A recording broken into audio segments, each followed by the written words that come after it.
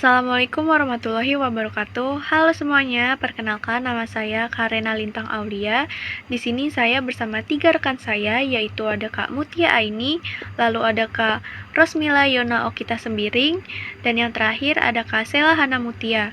Kami dari kelompok 5 ingin mempresentasikan mengenai mata kuliah Pendidikan Pancasila, materi penerapan nilai-nilai Pancasila. Baik, di sini kita memiliki 4 poin pembahasan. Poin pertama yaitu permasalahan yang dapat mengancam keutuhan negara yang akan saya jelaskan. Lalu poin kedua ada mengkaji Pancasila sebagai alat pemersatu bangsa yang akan dijelaskan oleh Kak Mutia Aini. Lalu poin ketiga yaitu mengkaji peraturan yang dijiwai nilai-nilai Pancasila yang akan dijelaskan oleh Kak Rosmila Yona Okita Sembiring. Dan yang keempat ada mengkaji nilai-nilai musyawarah mufakat yang akan dijelaskan oleh Kak Sela Hana Mutia. Baik, poin pembahasan yang pertama yaitu permasalahan yang dapat mengancam keutuhan negara. Seperti yang kita ketahui bahwa bangsa Indonesia adalah bangsa multikultural. Multikultural sendiri adalah istilah yang menggambarkan keberagaman budaya dalam suatu masyarakat. Bangsa Indonesia adalah bangsa multikultural yang kaya akan sumber dayanya. Bangsa Indonesia yang terdiri dari ribuan pulau, ratusan bahasa, suku, bangsa, dan agama, yang dimana kondisi ini merupakan suatu berkah dan keuntungan bila kita mampu mengelola sumber daya yang kita miliki dengan baik, yang akan menghasilkan keindahan dan kekuatan bagi bangsa kita. Tetapi, jika kita tidak dapat mengolahnya dengan baik, maka akan bernilai negatif yang akan menjadi musibah disintegrasi atau dengan kata lain, disintegrasi adalah keadaan tidak bersatu padu yang menyebabkan perpecahan dan hilangnya persatuan. Keberagaman suku, agama, budaya, ras, dan antar golongan yang kita miliki bukanlah suatu alasan untuk menjadi penyebab suatu potensi konflik yang akan berakibat terjadinya disintegrasi bangsa. Tetapi justru keberagaman tersebut adalah jalan menuju pengintegrasian bagi bangsa Indonesia. Baik, dalam perkembangannya, kondisi masyarakat Indonesia yang multikultural tersebut pernah mengalami suatu permasalahan yang berakibat menimbulkan konflik antar kelompok masyarakat. Biasanya, konflik ini diawali dengan pertikaian antar pribadi yang kemudian meluas hingga timbul konflik sosial. Baik, menurut Antonius Attosoki, DKK, konflik antar kelompok masyarakat dalam masyarakat majemuk terdiri atas 2 dasar utama. Yang pertama, konflik antar kelompok umat beragama, dan yang kedua, konflik antar kelompok suku. Konflik antar kelompok umat beragama biasanya dilatar belakangi karena adanya kesenjangan sosial ekonomi antar umat agama, keterbatasan pemerintah dan agamawan dalam membangun kondisi masyarakat, serta adanya persepsi buruk antar umat beragama. Dari situlah muncul konflik-konflik antar kelompok umat beragama. Lalu yang kedua ada konflik antar kelompok suku. Konflik ini pernah beberapa kali terjadi di Indonesia, yang biasanya dilatar belakangi karena persaingan atau perebutan kepentingan ekonomi, perbedaan pandangan dan unsur kebudayaan yang dimiliki oleh masing-masing suku. Karena adanya latar belakang tersebut, maka terjadilah konflik antar kelompok suku yang selalu menjadi faktor pemicu terjadinya konflik sosial di berbagai tempat. Baik, di sini ada 3 contoh konflik antar kelompok umat beragama. Yang pertama ada konflik Poso. Konflik ini dikatakan sebagai konflik agama yang serius kala itu, karena tidak dapat menemukan jalan untuk mendamaikan kedua belah pihak konflik ini. Konflik ini bermula dari keributan antar seorang pemuda Kristen dan pemuda Islam. Terjadi sebanyak 3 kali di kota Poso, Sulawesi Tengah. Yang pertama pada tanggal 25-29 Desember tahun 1999. Yang kedua terjadi pada tanggal 17-21 April tahun 2000. Dan yang terakhir terjadi pada tanggal 16 Mei sampai 15 Juni pada tahun 2000. Akibat dari konflik Poso ini mengakibatkan 577 korban tewas, 510 fasilitas umum terbakar, lalu penghambatan transaksi ekonomi, penurunan daya beli, pengelolaan sumber daya alam yang tidak adil bagi masyarakat miskin dan terpinggirkan. Konflik Poso ini berakhir dengan ditandatanganinya deklarasi Malino antara kedua belah pihak. Yang kedua ada konflik Ambon. Konflik ini terjadi di Ambon pada tanggal 19 Januari tahun 1999. Konflik ini dipicu dari masalah sederhana yang bermula saat seorang pemuda Muslim Bugis meminta uang kepada pemuda Kristen asal Mardika Ambon. Tetapi pemuda tersebut tidak mau memberi, sehingga terjadilah pertikaian antara keduanya. Lalu pemuda tersebut membawa parang senjata untuk membunuh. Kemudian penyelesaian dari konflik Ambon ini dilakukan melalui dialog dan negosiasi antara pemerintah, tokoh agama, tokoh masyarakat, dan tokoh perwakilan kelompok Muslim dan Kristen. Yang ketiga ada konflik Tolikara. Konflik ini terjadi pada tanggal 17 Juli tahun 2015 antara umat Islam dengan Nasrani. Konflik ini bermula ketika jemaat Gereja Injil membakar masjid ketika umat Muslim akan menjalankan sholat Idul Fitri. Akibatnya, kurang lebih 400 orang mengungsi akibat kehilangan tempat tinggal, lalu satu musola dan 63 unit ruko terbakar. Selanjutnya, di sini ada contoh konflik antar kelompok suku. Yang pertama ada konflik Wamena. Konflik ini terjadi di Kampung Wauma, Papua pada tanggal 8 Januari pada tahun 2022. Konflik ini disebabkan adanya pembunuhan salah seorang warga suku Nduga. Hal ini tentu menyebabkan adanya perseteruan antara dua suku tersebut, hingga mengakibatkan kerugian sekitar 40 rumah adat Honai ludes terbakar, 1 orang meninggal, dan 21 orang luka-luka. Selanjutnya ada konflik Lampung dan Bali. Konflik ini terjadi di wilayah Lampung pada tanggal 27 sampai 29 Oktober tahun 2012. Konflik ini bermula dari program transmigrasi yang diadakan pemerintah ketika warga asal Bali masuk ke Lampung dan ditempatkan di Lampung Selatan. Di Lampung Selatan, mereka kemudian mendirikan perkampungan Bali Nuraga, Bali Agung, dan Bali Napal. Konflik ini kemudian mencuat setelah 2 gadis dari penduduk Desa Agung, Lampung Selatan terjatuh dari motor yang kemudian dibantu oleh warga desa Bali Nuraga. Ketika membantu, terjadi kesalahpahaman di antara keduanya. Warga desa Bali Nuraga dianggap membantu korban sembari melakukan pelecehan. Akibatnya terjadi bentrokan antara warga Desa Agung dengan Desa Bali Nuraga. Kejadian ini mengakibatkan kerusakan pada ratusan rumah dan puluhan kendaraan bermotor. Yang ketiga yaitu ada konflik Sampit. Konflik ini dimulai di kota Sampit, Kalimantan Tengah, yang kemudian meluas ke seluruh provinsi termasuk ibu kota Palangkaraya. Konflik ini terjadi antara suku Dayak asli dan suku migran Madura.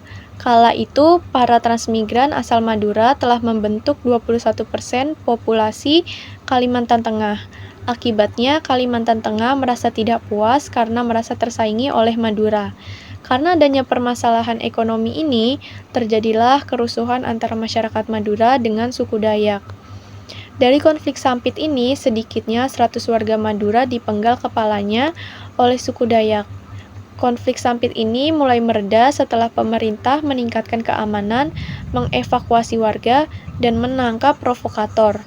Untuk memperingati akhir konflik ini, dibuatlah perjanjian damai antara suku Dayak dan suku Madura. Guna memperingati perjanjian damai tersebut, maka dibentuk sebuah lagu perdamaian di Sampit. Dari konflik-konflik tersebut adalah contoh konflik yang bermuatan SARA. Nah, apa sih SARA itu? SARA adalah akronim dari suku, agama, ras, dan antar golongan. SARA berkaitan dengan tindakan yang didasari oleh pemahaman sentimen mengenai suatu identitas yang menyangkut keturunan, suku, agama, tradisi, dan lain sebagainya. SARA juga memiliki 3 kategori. Yang pertama ada SARA individual, yaitu tindakan SARA yang dilakukan oleh individu atau golongan dengan tindakan yang bersifat, contohnya, menyerang, melecehkan, mendiskriminasi, atau menghina golongan lainnya. Yang kedua ada SARA institusional, yaitu tindakan SARA yang dilakukan oleh institusi atau pemerintah melalui aturan atau kebijakan yang bersifat diskriminatif bagi suatu golongan. Dan yang ketiga ada SARA kultural.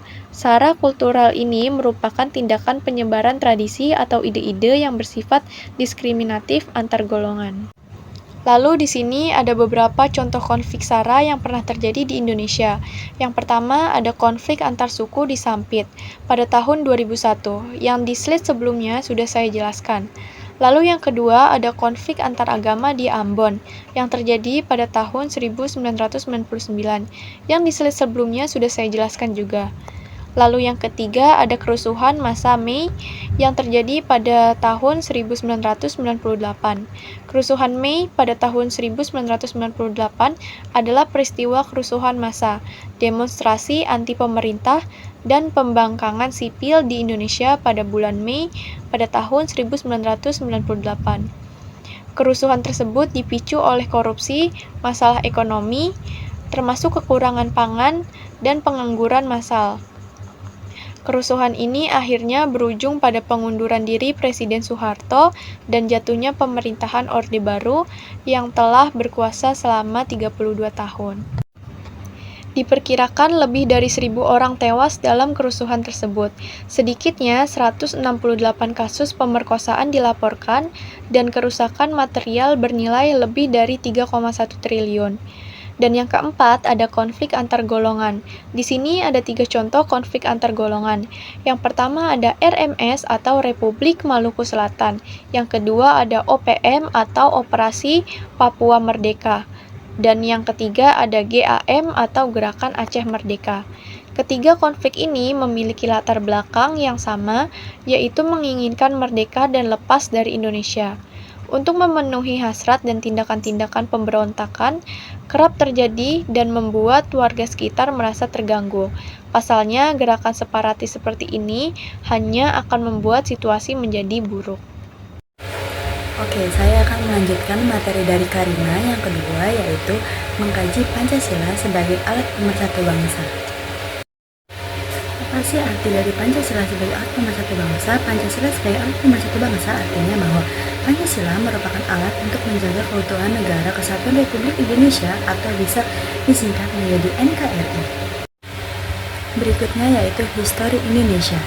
Indonesia adalah negara kepulauan yang sangat beragam, mulai dari suku, budaya, ras, bahasa, dan agama. Saat ini Indonesia memiliki 17.000 pulau dengan 269 juta penduduk dan 714 suku, serta 1.100 bahasa. Karena keberagaman tersebut, Indonesia dikenal sebagai negara yang kaya. Ada 5 penting Pancasila sebagai pedoman bangsa Indonesia, yaitu pertama, sila pertama, yaitu yang berbunyi ketuhanan yang Maha Esa, di mana sila ini mengandung arti pengakuan atas keberadaannya Tuhan sebagai pencipta alam semesta beserta isinya. Kemudian sila kedua yaitu kemanusiaan yang adil dan beradab. Sila ini mengandung arti setiap manusia adalah makhluk yang sama walaupun berbeda suku, budaya, agama, dan bahasa. Setiap manusia tetaplah sama dan sederajat. Sila ketiga yaitu persatuan Indonesia. Dalam sila ini menggambarkan bahwa kita sebagai warga negara Indonesia harus bersatu dan mengutamakan kepentingan bangsa Indonesia. Sila keempat yaitu kerakyatan yang dipimpin oleh hikmat kebijaksanaan dalam permusyawaratan perwakilan. Sila ini menyatukan segala perbedaan pendapat yang ada di seluruh masyarakat Indonesia. Dan yang terakhir, sila kelima yaitu keadilan sosial bagi seluruh rakyat Indonesia. Keadilan yang dimaksud berlaku bagi seluruh aspek kehidupan termasuk hak dan kewajiban tiap masing-masing individunya. Ada 2 peran Pancasila sebagai alat pemersatu bangsa. Yang pertama, Pancasila sebagai pedoman hidup, yaitu Pancasila menjadi pedoman hidup masyarakat Indonesia dalam menjalankan kehidupan sehari-hari. Yang kedua, Pancasila sebagai solusi konflik, yaitu Pancasila dapat mengatasi perbedaan-perbedaan pendapat, pertentangan antar golongan rakyat atau daerah. Nomor 3, mengkaji peraturan yang dijiwai nilai-nilai Pancasila. Tujuannya adalah memastikan bahwa semua peraturan perundang-undangan telah sejalan dengan nilai-nilai Pancasila. Semua peraturan atau undang-undang yang ada di Indonesia tidak boleh bertentangan dengan Pancasila, mengingat Pancasila sebagai sumber dari segala sumber hukum di Indonesia. Oleh karena itu, semua peraturan yang berlaku di Indonesia seharusnya bersumber pada Pancasila. DPR atau Dewan Perwakilan Rakyat dalam merumuskan pemikiran-pemikiran dan gagasan untuk membuat peraturan atau undang-undang harus selalu memasukkan nilai-nilai Pancasila dalam setiap peraturan dan perundang-undangan. Terkait dengan fungsi legislasi, maka DPR mempunyai tugas dan wewenang yang pertama menyusun program legislasi nasional atau prolegnas. Prolegnas merupakan instrumen perencanaan pembentukan undang-undang yang disusun secara terpadu, sistematis, dan terencana.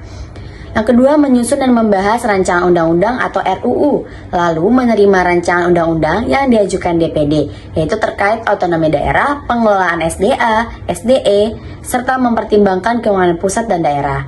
Lalu membahas rancangan undang-undang yang diajukan oleh Presiden dan DPD. Lalu menetapkan rancangan undang-undang dengan Presiden. Setelah itu menyetujui atau tidak menyetujui peraturan pemerintah pengganti undang-undang untuk ditetapkan menjadi undang-undang. Judicial review adalah proses pengujian peraturan undang-undang yang dilakukan oleh lembaga peradilan. Dalam hal ini adalah Mahkamah Konstitusi. MK atau Mahkamah Konstitusi adalah lembaga negara yang berwenang mengadili perkara-perkara konstitusi. MK berwenang mengadili pada tingkat pertama dan terakhir yang putusannya bersifat final. Untuk yang pertama, menguji undang-undang terhadap Undang-Undang Dasar Republik Indonesia tahun 1945, yaitu memutus sengketa kewenangan lembaga negara yang kewenangannya diberikan oleh Undang-Undang Dasar Republik Indonesia tahun 1945. Lalu memutus pembubaran hasil politik, lalu berikutnya memutus perselisihan hasil pemilu. Banyak peraturan daerah yang dianggap bertentangan dengan peraturan yang lebih tinggi, yaitu Undang-Undang Dasar 1945. Solusi yang perlu dilakukan adalah dengan membenahi sistem pembentukan peraturan perundang-undangan agar produk hukum yang dihasilkan memiliki isi, nilai, dan hukum yang berkualitas. Apa itu hukum yang berkualitas? Hukum yang berkualitas adalah yang memenuhi rasa keadilan masyarakat, mengangkat kepada sistem, nilai, dan budaya dalam kehidupan masyarakat, serta dapat disesuaikan dengan perkembangan dinamika global masa kini yang berorientasi pada penciptaan kesejahteraan bagi masyarakat dan Indonesia. Undang-undang yang pernah diajukan hak uji materi atau judicial review antara lain yang pertama, Undang-Undang Nomor 19 Tahun 2019, yaitu mengenai Komisi Pemberantasan Tindak Pidana Korupsi. Lalu Pasal 76I Nomor 35 Tahun 2014 mengenai Perlindungan Anak. Lalu Undang-Undang Nomor 41 Tahun 2004 tentang peternakan dan kesehatan hewan terkait sistem zona dalam pemasukan hewan ternak atau impor. Lalu Pasal 167 Ayat 3 Undang-Undang Nomor 13 Tahun 2003 tentang Ketenagakerjaan. Lalu Undang-Undang Nomor 4 Tahun 2014, Perpu Nomor 1 Tahun 2013 menyangkut persyaratan dan pengawasan hakim konstitusi. Lalu Undang-Undang Nomor 42 Tahun 2009, perubahan ketiga atas Undang-Undang Nomor 8 Tahun 1983, pajak pertambahan nilai atau PPN, dan barang dan jasa dan pajak penjualan atas barang mewah atau PPNBM. Baiklah teman-teman, selanjutnya saya akan melanjutkan pembahasan mengenai poin D, yakni mengkaji nilai-nilai musyawarah dan juga mufakat.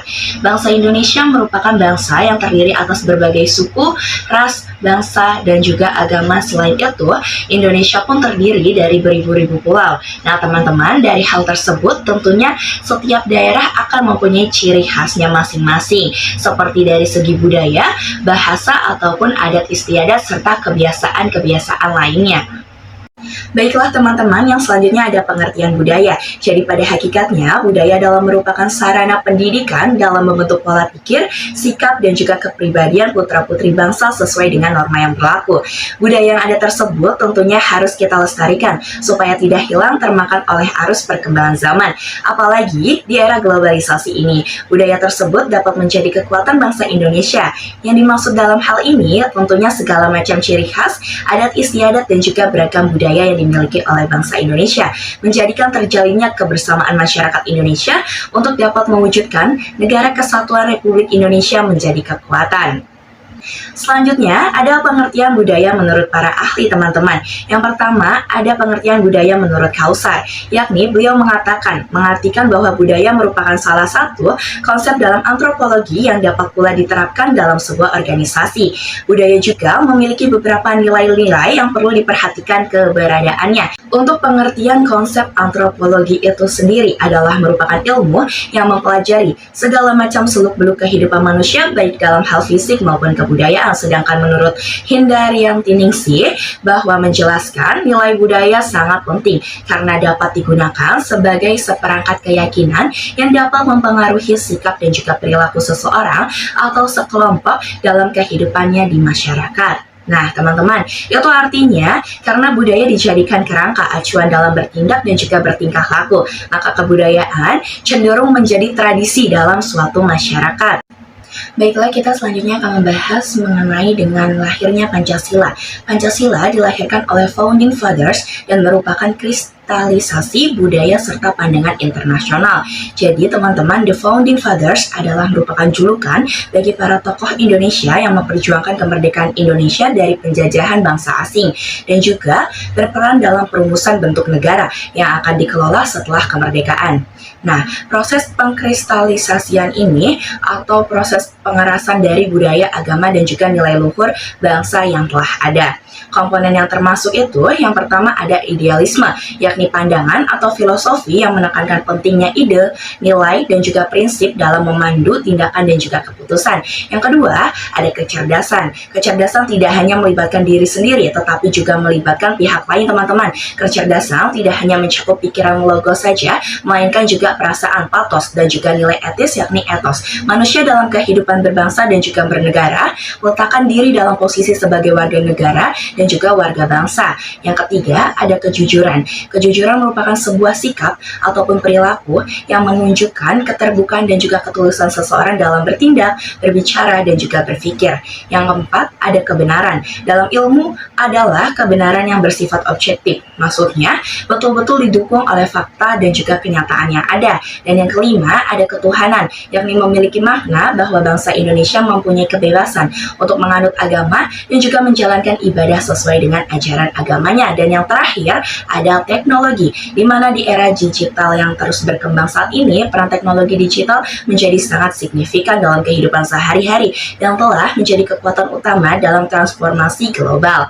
Selanjutnya, kita akan membahas pengertian demokrasi Pancasila. Untuk pengertian demokrasi Pancasila adalah merupakan sistem politik di Indonesia yang mengintegrasikan prinsip-prinsip demokrasi dengan nilai-nilai Pancasila. Nah, salah satunya yakni dengan mengutamakan musyawarah untuk mencapai mufakat atau tujuan bersama, langsung maupun tidak langsung. Yang dimaksud dengan musyawarah untuk mencapai mufakat adalah kegiatan di mana sekelompok orang melakukan perundingan ataupun perkumpulan untuk memecahkan suatu masalah dan juga untuk menemukan jalan keluar dari masalah tersebut sehingga menghasilkan suatu keputusan yang bulat. Penyelenggaraan pemerintah berada di tangan rakyat berdasarkan Konstitusi Undang-Undang 1945. Pelaksanaan demokrasi Pancasila bukan hanya untuk kepentingan sendiri, melainkan pada permusyawaratan yang mencakup kebebasan dan juga kebersamaan. Serta yang ketiga ada menurut Sulaiman. Beliau mengatakan kata-kata kuncinya adalah kebersamaan, di mana demokrasi berdasarkan prinsip musyawarah dan juga mufakat, serta semangat gotong royong dalam memajukan kehidupan bersama. Nah, teman-teman, jika antara ketiga hal tersebut berjalan dengan baik, maka akan terwujud juga tatanan demokrasi yang baik juga. Baiklah teman-teman, selanjutnya kita akan membahas kelebihan dan juga kelemahan dari sistem musyawarah mufakat. Yang pertama, kita akan menjelaskan kelebihannya terlebih dahulu. Yang pertama, di mana semua pihak akan merasa dilibatkan. Yang kedua, diikutsertakan, dihargai dan juga dihormati aspirasinya, sehingga hasil yang akan dicapai dapat dinikmati oleh seluruh anggota, yang dimana disebut dengan win-win solution. Selanjutnya, ada kelemahannya sistem musyawarah mufakat. Yang pertama, membutuhkan waktu yang panjang dalam proses pengambilan keputusannya. Yang kedua, tentunya akan menimbulkan konflik antara beberapa pihak karena tentunya akan ada pihak yang setuju dan juga ada pihak yang tidak setuju. Nah, teman-teman, jika pada prosesnya musyawarah ada pihak minoritas di mana ada pihak yang tidak setuju tetapi tetap bersikukuh untuk tidak setuju akan mengakibatkan keputusan tidak memenuhi kata mufakat sehingga pihak minoritas dapat memaksakan untuk tidak tercapainya keputusan. Nah, kekuasaan minoritas ini dapat menimbulkan diktatorial minoritas. Apa sih artinya? Yakni kekuasaan kekuasaan dari kelompok kecil yang menentukan segala sesuatunya. Nah, menurut Widi Hastuti dan juga Rahyuningsih mendeskripsikan beberapa manfaat musyawarah, antara lain ada beberapa. Di antaranya pertama, musyawarah bisa menyelesaikan masalah lebih mudah teman-teman. Yang kedua, musyawarah dapat memperkokoh kerukunan. Yang ketiga, musyawarah tentunya dapat mempererat kerjasama. Serta yang keempat, musyawarah dapat mengajari kita bagaimana cara menghormati orang lain. Nah, musyawarah untuk mufakat adalah ciri khusus Indonesia. Nilai dalam pengembangan Pancasila, khususnya sila keempat, yaitu yang pertama mengakui bahwa manusia Indonesia memiliki kedudukan dan juga hak yang sama. Yang kedua, melaksanakan keputusan bersama dengan penuh tanggung jawab dan juga iktikat yang baik. Yang ketiga, mengambil keputusan di mana sudah seharusnya sesuai dengan nilai kebenaran dan juga keadilan. Teman-teman, di era globalisasi sekarang ini banyak sekali budaya-budaya luar yang masuk. Terlebih lagi jika masyarakat tidak bisa memilah ataupun memilih mana yang memang seharusnya diserap atau mana yang memang seharusnya disaring. Jadi dampak negatif bagi bangsa Indonesia salah satunya ialah memudarnya musyawarah untuk mufakat dalam pengambilan keputusan karena pola pikirnya pun berubah karena perkembangan zaman pada era sekarang ini. Lalu bagaimana jika musyawarah tidak menghasilkan suatu keputusan? Salah satu solusinya yang dapat kita lakukan adalah melakukan voting teman-teman. Jadi pengertian voting itu sendiri adalah merupakan pengambilan keputusan melalui pemungutan suara dengan berdasarkan pada suara yang terbanyak. Akhirnya suara terbanyak itulah yang bisa dijadikan pedoman dalam pengambilan keputusan bersama. Seperti menurut pendapat yang disampaikan oleh Johannes Pamungkas, beliau mengatakan karena pengambilan keputusan lebih banyak dilakukan dengan cara voting, biasanya muncul apabila kesepakatan itu belum bisa diputuskan secara musyawarah mufakat atau secara keputusan bersama. Bisa juga keputusan voting itu sengaja dibuat seperti itu pun teman-teman ya. Jadi kalau misalkan voting itu terbagi menjadi dua macam teman-teman. Ada voting terbuka dan juga voting tertutup. Kita akan bahas satu-satu. Yang pertama ada voting terbuka, yaitu setiap anggota rapat memberikan suara dengan mengatakan setuju, menolak atau abstain, di mana tidak memberikan suara. Yang kedua ada pengertian menurut voting tertutup, yakni yaitu setiap anggota rapat memberikan suara dengan cara menuliskan nama atau pilihannya di kertas yang telah disediakan. Lalu kertas tersebut dikumpulkan dan juga dihitung.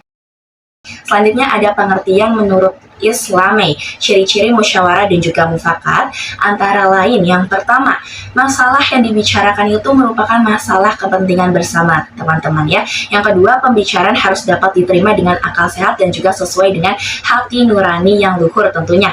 Yang ketiga, proses musyawarah selalu mempertimbangkan moral. Serta yang keempat, usul atau pendapat mudah dipahami dan juga masuk akal.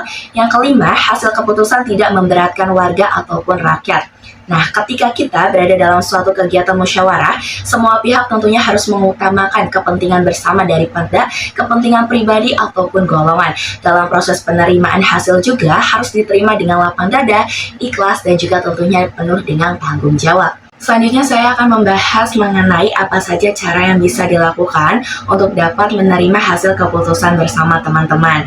Yang pertama, semua pihak dapat mengutamakan kepentingan bersama daripada kepentingan pribadi ataupun kepentingan golongan. Selanjutnya yang kedua, semua pihak dapat memahami dengan baik masalah yang dimusyawarahkan. Yang ketiga, semua pihak bisa menghormati dan juga menghargai perbedaan pendapat teman-teman ya. Dan juga yang keempat, semua pihak harus bisa menerima dan juga terbuka setiap kritik, usul, dan juga saran. Nah, dalam melakukan hasil keputusan ini, adapun hal-hal yang harus diperhatikan oleh semua pihak, diantaranya, yang pertama, hasil keputusan bersama itu harus dilaksanakan dengan menjunjung tinggi harkat dan juga martabat manusia, teman-teman. Yang kedua, hasil keputusan bersama tentunya harus dilaksanakan dan juga dapat dipertanggungjawabkan secara moral kepada Tuhan Yang Maha Esa. Yang ketiga, hasil keputusan bersama harus dilaksanakan dengan memperhatikan nilai-nilai kebenaran dan juga nilai keadilan teman-teman. Baiklah teman-teman, setelah penjelasan yang saya dan juga teman saya berikan, adapun kesimpulan dari penerapan nilai Pancasila, yakni kesimpulannya, bangsa Indonesia adalah bangsa yang multikultural, di mana bangsa Indonesia terdiri dari ribuan pulau, ratusan bahasa, suku, bangsa, dan juga agama. Indonesia juga menganut sistem demokrasi Pancasila, di mana sistem politik tersebut mengintegrasikan prinsip demokrasi dengan nilai Pancasila untuk menyatukan berbagai macam pendapat dari pemikiran berbagai macam orang-orang dari suku, ras, agama, dan dan juga budaya, maka salah satu cara yang dapat diterapkan dengan melakukan musyawarah untuk mencapai mufakat atau tujuan bersama. Jadi, pelaksanaan demokrasi Pancasila yang dilakukan ini bukan semata-mata untuk kepentingan pribadi saja teman-teman, melainkan untuk mencakup kebebasan dan juga kebersamaan. Sekian presentasi yang dapat saya dan juga teman-teman saya jelaskan mengenai penerapan nilai Pancasila. Apabila ada kekurangan dan juga apabila ada kesalahan kata, mohon untuk dimaafkan. Semoga presentasi yang telah saya dan juga teman saya jelaskan ini dapat bermanfaat untuk teman-teman sekalian. Wassalamualaikum warahmatullahi wabarakatuh.